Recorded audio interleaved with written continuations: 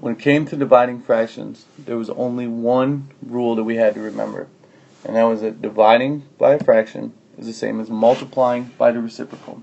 So we never actually divide fractions. Instead, what we do is we leave the first fraction the same, and we change division to multiplication, and we multiply by the reciprocal of the second fraction. And the reciprocal is just the first fraction flipped over. So instead of 2 sevenths, now it's 7 halves. Now that we have a multiplication problem, it's the exact same thing that we were doing. We're looking for common factors that are going to cancel each other out, like those two.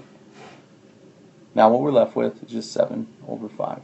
So the only thing we have to remember is that dividing by a fraction is the same as multiplying by a reciprocal. So let's do that now with rational expressions. We're going to leave the first fraction the same. And instead of leaving it as 2x minus 10 in the denominator, I'm just going to factor it. It's still the same thing, but it's factored.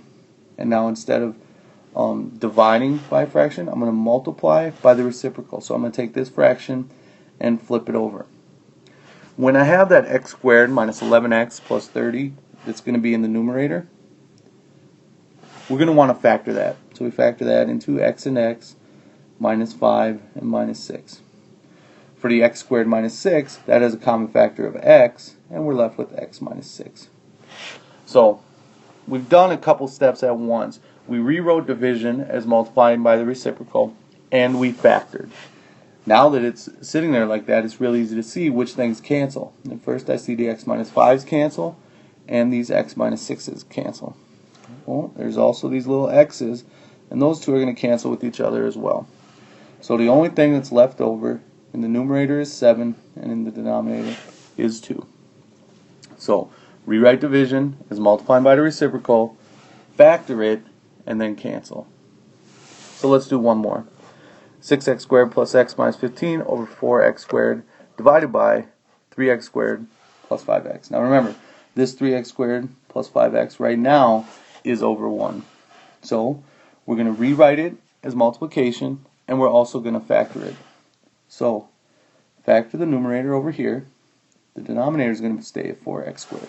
But that numerator, 6x squared is going to factor into 3x and 2x, and 15 is going to factor into 3 and 5. We're going to need plus 10 minus 9 to make the one in the middle, so there we go, it's factored. Now multiply by the reciprocal of this fraction. So the 1 is going to be in the numerator, and we factor the 3x squared plus 5x, which just means taking out an x. Now look for things that will cancel. The only thing that I really see is this 3x plus 5. So what's left is 2x minus 3 over 4x squared. And there is our solution. Remember, you can't cancel those two x's because what cancels with division? Multiplication, not subtraction. So there we go.